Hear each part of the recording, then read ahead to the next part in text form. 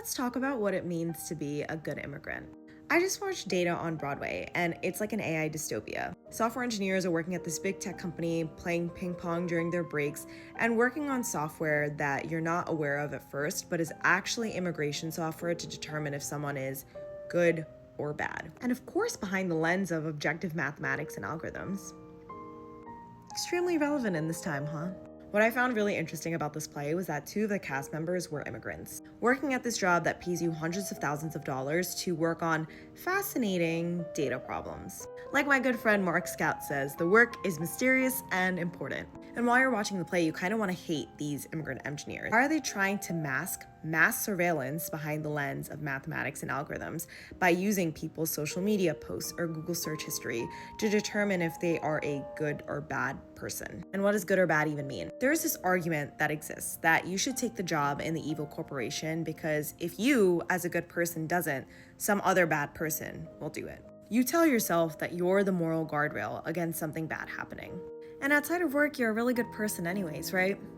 But sometimes tech optimism is just a survival mechanism dressed up as a mission statement.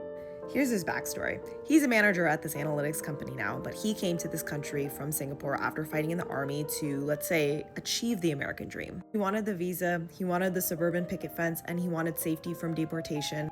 And now he justifies to himself that working on immigration software is a way for him to support legal immigration.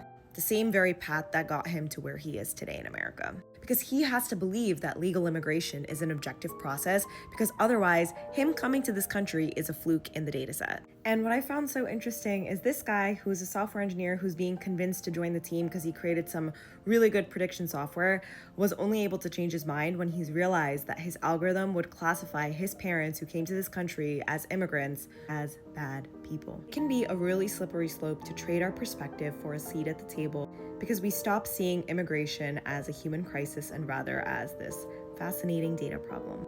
And it's a really big reason that I enjoyed this play because I think now it becomes a lot more obvious that these big tech companies are working on softwares that are not good for humanity. They're working on mass surveillance, but at the same time, there's so many layers to a person's identity that determines why or why not they're making a certain decision, and the psychological traps that we fall under as being immigrants. By no means is it a get out of jail free card, but it really does pose the chilling question of what happens to our layered identities when we are no longer considered assets to the system.